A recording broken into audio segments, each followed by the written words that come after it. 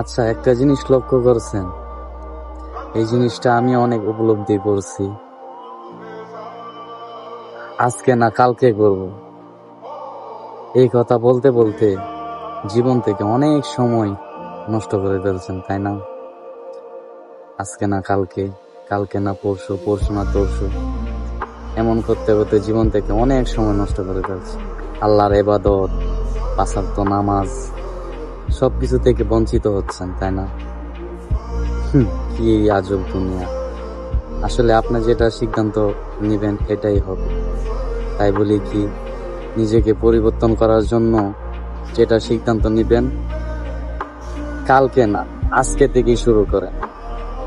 ঠিক আছে? কালকে কে না বলেন, আজকে থেকেই শুরু করেন। দেখবেন আপনার জীবন এবং এবং ভবিষ্যৎ দুইটাই সুন্দর হবে ইনশাআল্লাহ।